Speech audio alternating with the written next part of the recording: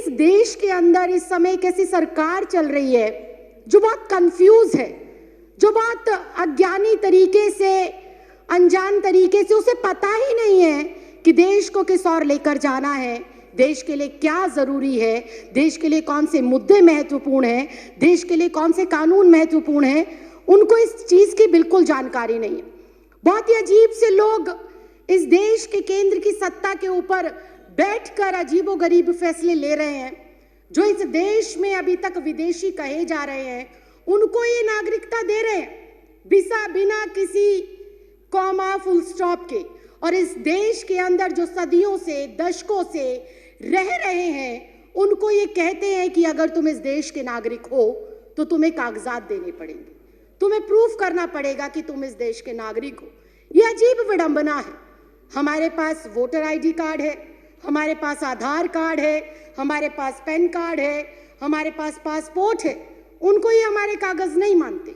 जिस voter ID card से इनको सत्ता में चुनकर भेजा गया, जिस वोटर आईडी कार्ड से ग्राम पंचायत हो, निगम का चुनाव हो, विधानसभा का चुनाव हो, या देश की सर्वोच्च संस्था लोकसभा का चुनाव हो, जिस वोटर आईडी से देश के 128 करोड़ लोग इनको चुनकर भेजते हैं, उस वोटर आईडी कार्ड को भी ये हमारा सबूत के तौर पर मानने को तैयार नहीं। बहुत ही हास्यास्पद बात है कि जिस पहचान पत्र की बदौलत एक तड़ीपार व्यक्ति इस देश का गृह मंत्री बन जाता है, मैंने नाम नहीं लिया, मैंने नाम नहीं लिया, मैंने नाम नहीं लिया, मैंने नाम नहीं लिया, मैंने नाम नहीं लिया। ये बहुत ही हास्यास्पद है, ये बहुत ही हास्यास्पद है। ये ऑन रिकॉर्ड है, ये ऑन रिकॉर्ड है, ये ऑन रिकॉर्ड है, ये ऑन रिकॉर्ड है। मैंने नाम नहीं लिया। आप अपना भाषण जारी रखिए ना। मैंने नाम नहीं लिया। आप अपनी बात जारी रखिए। मैं अध्यक्ष जी यही कह रही हूँ, मैं अध्यक्ष जी, आप मेरी तरफ उंगली ना करें, मेरी तरफ उंगली ना करें। सारे प्रिविलेज का मामला है। पहले उन्होंने मेरी तरफ उंगली करी क्यों? अपनी बात कहते रहिए। अध्यक्ष जी, मैं बहुत शांति से और शालीनता से ये कह रही हूँ कि जिस पहचान पत्र की बदौलत एक आम साधारण नागरिक एक तड़ीपार को चुनकर देश का गृह मंत्री बना सकता है। आगे बढ़िए। एक चाय वाला, एक चाय वाला, एक चाय वाला, एक चाय वाला, एक चाय वाला, एक चाय वाला इस लोकतंत्र के अंदर एक वोट के अधिकार से सीधा चाय वाले से प्रधानमंत्री बन जाता है। उस वोटर आईडी कार्ड की कोई अहमियत नहीं। क्या बात करते हो, क्या बात करते हो? और मैंने किसी का नाम नहीं लिया। आपको कोई आपत्ति है, आप माननीय अध्यक्ष जी से बात करें। आपको कोई आपत्ति है, आप माननीय अध्यक्ष जी। तड़ीपार कौन है? तड़ीपार कौन है? तड़ीपार कौन है? चाय वाला कौन है? तड़ीपार कौन है? तड़ीपार कौन है? चाय वाला कौन है? मैंने कुछ नहीं कहा, मैंने किसी का नाम भी नहीं लिया। आप क्यों इतना आग बबूला हो रहे हैं? इतना आग बबूला क्यों हो रहे हैं? इतनी गर्माहट क्यों? इतनी गर्माहट क्यों? क्यों इतनी मिर्ची लग गई? क्यों इतनी मिर्ची लग गई? आपको इतनी दिक्कत क्या हो गई? आपको इतनी परेशानी क्या हो गई? मैंने तो किसी का नाम भी नहीं लिया, मैंने किसी दल का नाम नहीं लिया, मैंने किसी व्यक्ति विशेष का नाम नहीं लिया। राखी जी, आप अपनी बात पूरी करिए। राखी जी, आप उधर इशारा मत करिए। नहीं, मैं समय कट करके बैठा रहा हूँ। मैं अध्यक्ष जी 2 मिनट के अंदर, आप कोई सफाई ना। लेकिन अगर विपक्ष ऐसे टीका टिप्पणी करेगा, आप बोलते रहिए ना। विपक्ष टीका टिप्पणी करेगा, कैसे चलेगा? आप बोलते रहिए। अनुशासन नाम की चीज है। आप बोलते रहिए ना। आपको किसने? अनुशासन नाम की चीज है, आप उन्हें अनुशासन सिखाइए। करिए प्लीज। मैं अध्यक्ष जी 3 मिनट के अंदर, महज 3 मिनट के अंदर अपनी जो मेरा संदेह है और जो मेरे सवाल है और जो मेरा विचार है, मैं वो आपके सामने रख रही हूँ। मैं अपने बातों को दोबारा रिपीट करती हूँ कि जब एक मतदाता, राखी जी, मैं दोबारा रिपीट करने की इजाजत नहीं दे रहा।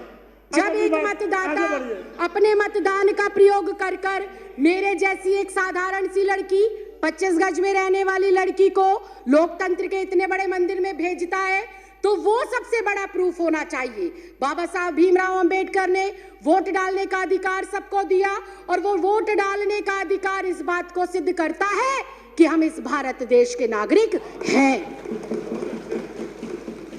मैं सिर्फ इतना कहना चाहती हूं कि 1989 से पहले कानूनन ऐसी कोई प्रतिबद्धता, ऐसी कोई मजबूरी या अनिवार्य नहीं था कि एक कोई भी जो बच्चा पैदा होगा, जो भी व्यक्ति जन्म लेगा, उसका जन्म प्रमाण पत्र बनाया जाए। ऐसी कोई पॉलिसी नहीं थी। जब ऐसी पॉलिसी पहले नहीं थी तो मुझे समझ नहीं आता एनपीआर, एनआरसी और सीए के लिए माँ बाप का जन्म प्रमाण पत्र हो अनिवार्य, ये किस बिहाफ पर लिखा गया, ये बिल्कुल समझ के परे। और फिर एक बार फिर से विपक्ष को हो सकता है मेरी बातों से आघात पहुंचे, लेकिन ये कटु सत्य है कि अगर ये कंपलसरी है कि एनपीआर, एनआरसी और सीए के लिए अपने अपने माता पिता का जन्म प्रमाण पत्र दिखाना जरूरी है, तो क्या हमारे देश के माननीय प्रधानमंत्री अपने माता पिता का जन्म प्रमाण पत्र दिखा पाएंगे? क्या हमारे देश के माननीय गृह मंत्री अपने माँ बाप का जन्म प्रमाण पत्र दिखा पाएंगे? क्या हमारे इस देश के रक्षा मंत्री हमारे जो ये एनसीआर, एनपीआर और सीए है, इसके माध्यम से अपने माँ बाप का जन्म प्रमाण पत्र दिखा पाएंगे? क्या इस देश के माननीय राष्ट्रपति अपने माँ बाप का जन्म प्रमाण पत्र दिखा पाएंगे? क्या आरएसएस प्रमुख मोहन भागवत अपने माँ बाप का प्रमाण पत्र दिखा पाएंगे? क्या श्री एल.के. आडवाणी जी अपने माँ बाप का प्रमाण पत्र दिखा पाएंगे?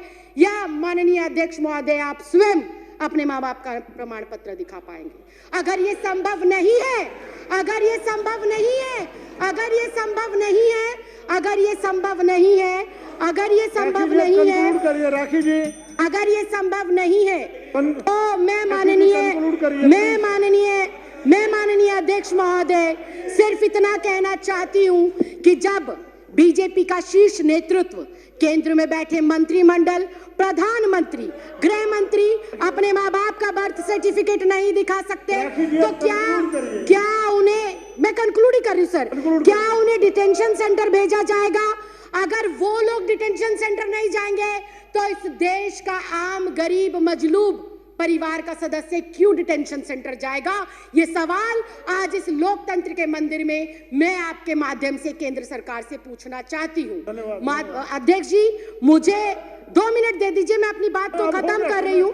अध्यक्ष जी, मुझे ऐसा लगता है कि एनपीआर, एनआरसी और सीए महज देश की जनता को भटकाने के लिए एक हथियार के रूप में केंद्र सरकार आजमा रही है और भटकाना चाहती है। वो अपनी नाकामियों से जनता को, नोटबंदी से देश को भटकाना चाहती है, जीएसटी की जो अभी मार पड़ी है व्यापारियों के ऊपर, उससे देश की जनता को वो भटकाना चाहती है।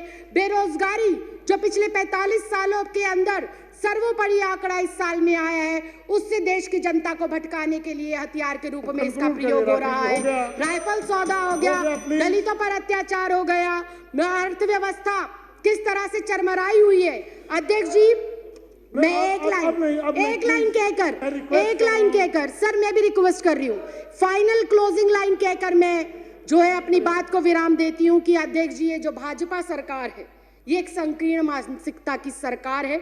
इस सरकार को जब से ये अस्तित्व में आई है, किसान सड़कों पर है, छात्र सड़कों पर है, महिला सड़कों पर है, पुरुष सड़कों पर है, दलित सड़कों पर है, वकील सड़कों पर है, डॉक्टर सड़कों पर है, इंजीनियर सड़कों पर है। ये सरकार नहीं, संविधान विरोधी लोग हैं और एनपीआर, सीए और एनआरसी को लाकर ये वोट के अधिकार को खत्म करना चाहते हैं और अपना एकाधिकार स्थापित कर लोगों को उनके अधिकारों से वंचित रखना चाहते हैं। माननीय अध्यक्ष, मैं आपके माध्यम से ये कहना चाहती हूँ, माननीय मंत्री श्री गोपाल राय जी ने जो अपना प्रस्ताव रखा है, इस सदन के सदस्य होने के नाते, इस देश की नागरिक होने के नाते, मैं आज यहाँ से आपसे विनम्र प्रार्थना करती हूँ कि मैं इस प्रस्ताव का समर्थन करती हूँ और दिल्ली में इसको कतई भी किसी भी सूरत में लागू नहीं करना चाहिए।